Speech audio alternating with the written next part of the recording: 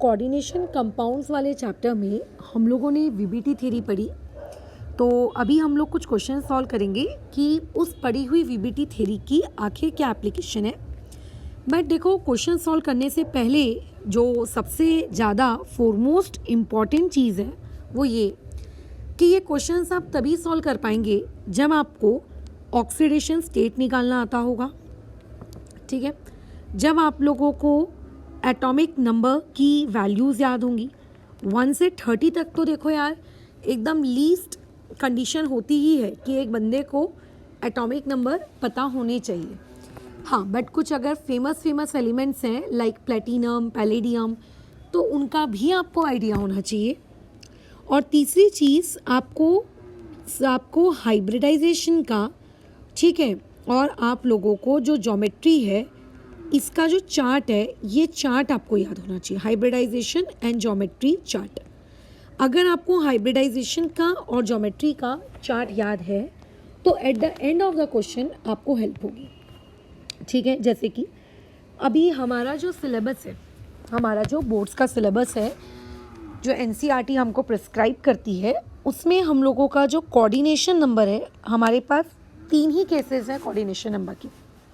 या तो आपके कॉम्प्लेक्स में कोऑर्डिनेशन नंबर 4 होगा, हाँ 4 के अगेन 2 केसेस आ जाते हैं, या तो कोऑर्डिनेशन नंबर 5 होगा जो कि बहुत रेयर है, और उसके अलावा कोऑर्डिनेशन नंबर 6 जिसके अगेन 2 केसेस आ जाते हैं। ठीक है, अगर कोऑर्डिनेशन नंबर 4 होता है तो 4 कोऑर्डिनेशन नंबर की 2 हाइब्रिडाइजेशन पॉसिबल होती हैं। ठीक है, एक हाइब्रिडाइजेशन जो पॉसिबल होती है वो होती है आप लोगों की sp3, और दूसरी हाइब्रिडाइजेशन जो पॉसिबल होती है उसे हम लोग कहते हैं dsp2। अगर हाइब्रिडाइजेशन sp3 है तो वो जो ज्योमेट्री बनती है उस पर्टिकुलर ज्योमेट्री को कहा जाता है टेट्राहेड्रल। और अगर मान लेते हैं हाइब्रिडाइजेशन dsp2 है और तब जो ज्योमेट्री बनती है उसे हम लोग क्या कहते हैं, स्क्वायर प्लैनर। बट मैडम, ये डिसाइड कौन करेगा कि sp3 होगा या फिर dsp2 होगा? ऑब्वियस है, कुछ क्वेश्चंस में आपको इस प्रकार से कंडीशंस दी होंगी जिन कंडीशंस के वाया आपको ये डिसाइड करना पड़ेगा कि वहाँ पर क्या चीज़ बनेगी। अगर कोऑर्डिनेशन नंबर 5 है तो वहाँ पे आपकी हाइब्रिडाइजेशन sp3d बनती है, और उस पर्टिकुलर ज्योमेट्री को कहा जाता है ट्राइगोनल बाई पिरामिडल। ठीक है, क्या कहते हैं इसको? Trigonal bi pyramidal. Short form में मैं इसको py डॉट लिख रही हूँ। कोऑर्डिनेशन नंबर 6 में 2 हाइब्रिडाइजेशन एग्जिस्ट करती हैं। एक एग्जिस्ट करता है sp3d2 और दूसरा एग्जिस्ट करता है d2sp3।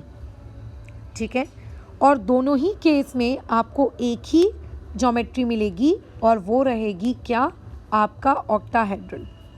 कोऑर्डिनेशन नंबर 4 में हम लोगों को थोड़ा तामझाम होता है कि यार एक का स्क्वायर प्लैनर है, अरे यार एक का टेट्राहेड्रल है। But coordination number 6 is very sorted कि हाँ यार, मैं तो सिर्फ ऑक्टाहेड्रल ही रहूँगा, चाहे हाइब्रिडाइजेशन sp3d2 रहे या हाइब्रिडाइजेशन d2sp3 रहे।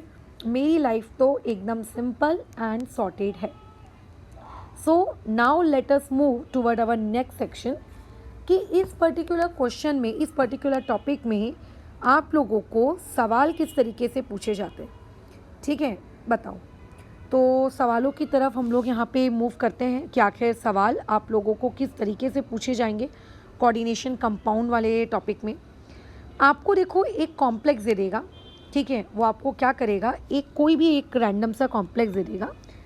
उस कॉम्प्लेक्स की क्या हाइब्रिडाइजेशन होगी, उस कॉम्प्लेक्स की क्या ज्योमेट्री होगी, उसके पास अनपेयर्ड इलेक्ट्रॉन्स होंगे कि नहीं होंगे, अगर होंगे तो कितने होंगे, पैरामैग्नेटिक होगा या फिर डायमैग्नेटिक होगा, है ना। ये सारी चीज़ें वो आपसे क्या करता है, पूछ लेता है। ठीक है, ये सारी बातचीत वो आपसे क्या करता है, पूछ लेता है। Done, okay. और जब वो ये सारी बातचीत पूछ लेता है तब हम जाके कहते हैं कि ओके, हमारा ये पर्टिकुलर सवाल क्या हो चुका है, ख़त्म हो चुका है। ठीक है, ओके, डन। आगे बढ़ें, ठीक है, बढ़ते हैं। तो देखो, कोऑर्डिनेशन कंपाउंड में मैं अभी फ़िलहाल आप लोगों का कोई भी एक, ठीक है, कोई भी एक रैंडम कॉम्प्लेक्स ले लेती हूँ। उस रैंडम कॉम्प्लेक्स को लेकर मैं कुछ आपको क्वेश्चन सॉल्व करवाती हूँ जिसके वाया आपको क्लियरिटी होगी कि अच्छा ठीक है, इस पर्टिकुलर चीज़ को ऐसे करते हैं, अच्छा ठीक है, इस पर्टिकुलर चीज़ को ऐसे करते हैं। डन? अच्छा, ओके, डन।